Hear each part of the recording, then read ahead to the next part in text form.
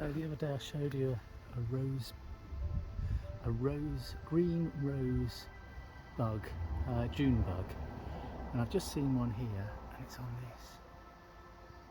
Now where is it? There it is. As you see, I can't really zoom, so I'm holding. Oop. And it's going, and it's flying around. As you can see, I'm hoping it's going to land on one of these ones that's closer to me. Probably not. Oh, it's scooting off.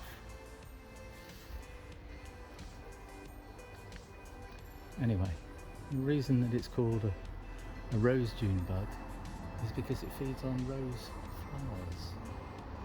As you can see, it's flying around. This isn't as big as the last one.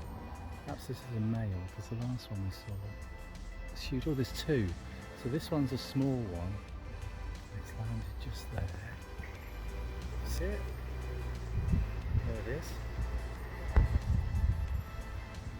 It's feeding on the rose flowers. And then there's another one somewhere, I've just seen, it's bigger. So, green rose chafer, feeding on roses is why it's called a rose chafer beetle. There's another one somewhere which I'll come back to. I'm just gonna try and film up there. Now on that white flower up the top there, I'm zooming in on it, let me just see. There's a white flower up there and it's got something green on it. I'm hoping that it's the rose chafer, I'm not sure. So on this rose bush there are at least one pair of rose chafer beetles, or rose June beetles. I filmed them before and I didn't realise that they were connected together. But I've seen two more, but they're up very high and I can't seem to film them now. But there's one on that white one up there that looked like a large female as well. And I've seen another little one flying around, so there's possibly two pairs of rose chafer beetles on this rose, which is fantastic to see. So maybe they'll come and nest in my garden again. I hope they don't nest in this garden, because in the compost here the badgers dig round it every day and they eat all the grubs and beetles and worms that are in the compost. But this is my Wednesday morning office. I'm just going to stand back a bit. I just had to cable tie the rows together down here because it's split.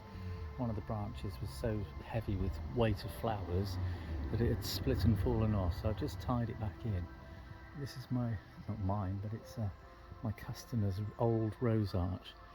The purple rose I put on probably 10 years ago, and the white one's probably been up 5 to 8 years, but I've planted both of them. There was a yellow rose on here before, and there's a white rose on the other side, and then there's some dog rose on the other side as well. There's also jasmine, clematis, and there's all sorts of things on the rose arch, but it's mostly roses, and it's mostly the purple and the white rose. As you can see, there's loads and loads of bees. Let's see if I can zoom in. There's bumblebees. There's the green rose chafer beetle. So there goes one. There's a female. She's just flown off. She's gone.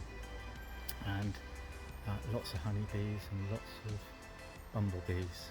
Anyway, I just wanted to bring you along so that you could see my beautiful rose arch. As I say, it's my customer's. There's a honeysuckle up on the top there as well.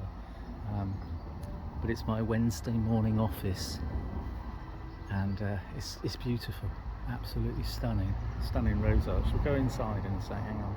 Okay, so when we go inside the arch, this is it here. It looks like a bit dead on the inside edge here, but the scent on it is absolutely incredible when you walk underneath. There's honeysuckle and there's a jasmine as well, but it's a winter jasmine that grows on the inside edge here. There's clematis as well that you can see. There's a blue one as well, but it's gone over. And this is what it looks like from the inside of the arch.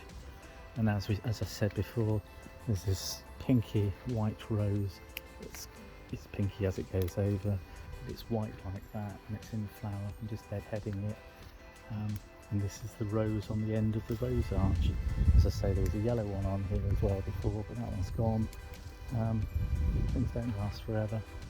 But looking through, there we go, look, that's looking through the rose arch, and it's dominated by the purple and white rose. That's